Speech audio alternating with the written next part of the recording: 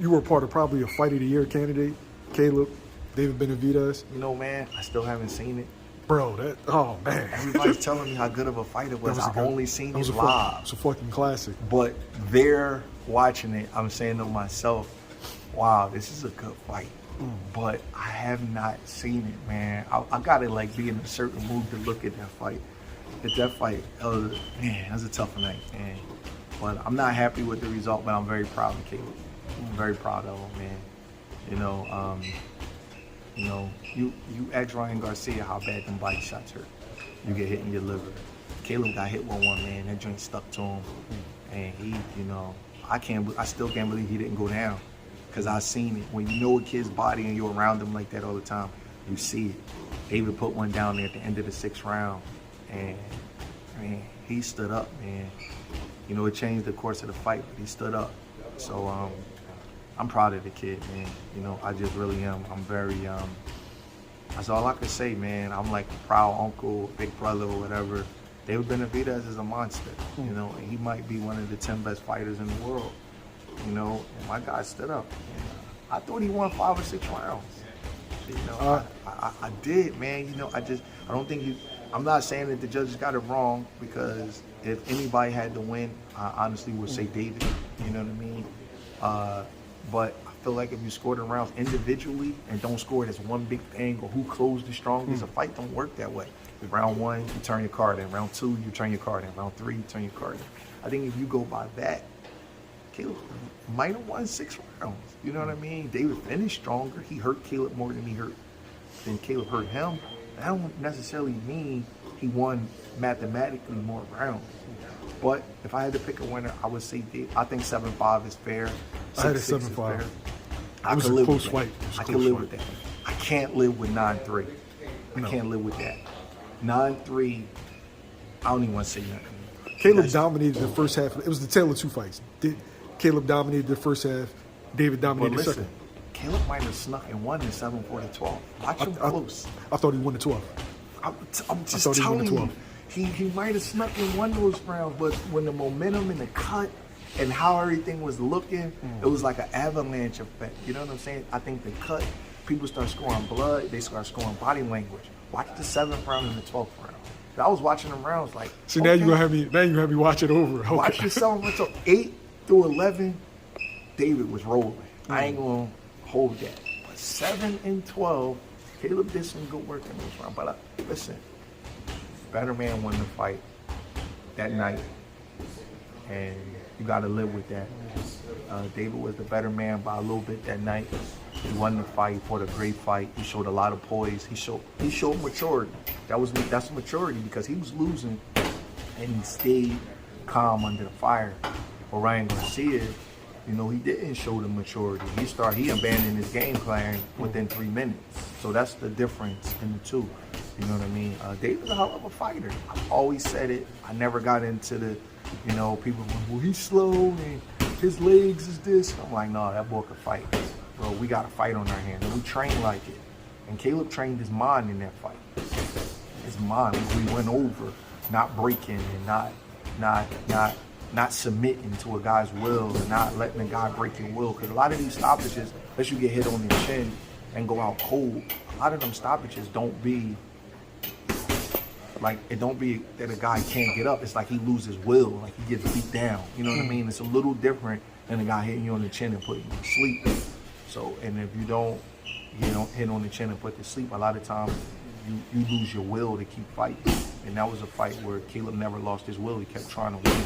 He kept trying to survive. He kept trying to get to the next moment. He kept trying to get to the second win, to the third win, get to the point where there wasn't no more pain from the body shot. He was trying to get to the next point. You got to commend the guy for fighting through that, trying to get to the next point, because these fights are hard, man. You know what I mean? We just seen everybody disappointed in the kid, or everybody anticipating the fight because he didn't give them everything that they thought he should give them. You know what I mean? But you can never please fans. So you got to be careful with that, because Caleb tried to give everybody everything, and everybody complained that he held. I'm like, he got hurt. The liver shot hurt. Of course you're going to hold when you get hit with that shot. You know what I mean? It paralyzes you. Like, you go to hold. He was tired. He was hurt. Got hit in the back of the head with a big right hand.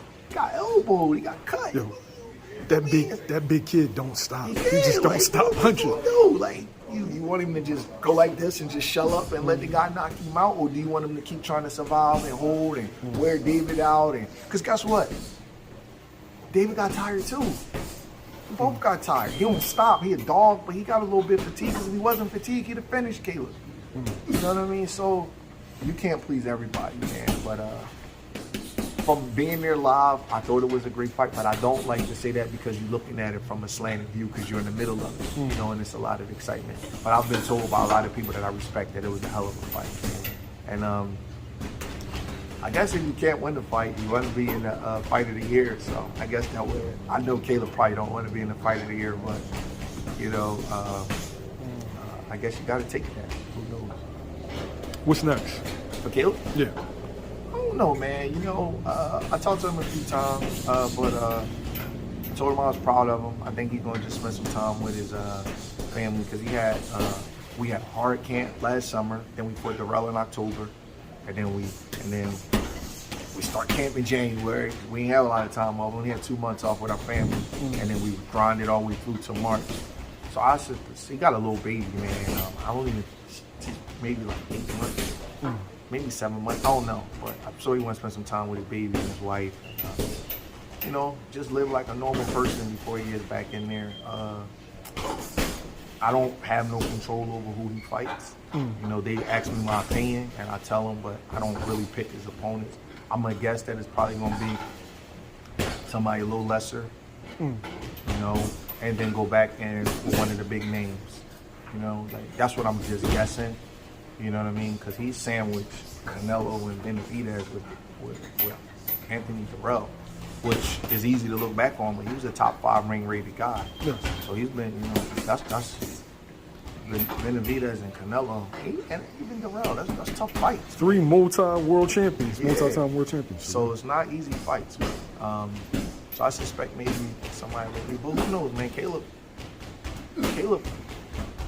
you know, he has dignity, you know what I mean? So he's one of them guys, like the Canelo loss, it didn't bother him. You know, like all this stuff people were saying about him, it didn't bother him like that. He got right back in there. He may have had, you know, to get his confidence back as far as sparring, but for the most part, he still was a man about it. And I expect him to be a man about this one. And I wouldn't be surprised if he took another big fight. You know, like, I'm going to roll the dice again. I wouldn't be surprised, you know. That would be up to him. But I got confidence. I got confidence if they said he got to fight Benavidez again. You know what I mean? Like, I just believe in the kid, you know? And when you take them kind of fights, you take L's sometimes. You keep fighting dudes in their prime that's motivated, that's coming to win. You go and take an L. You keep lining them up. You know, that goes for everybody.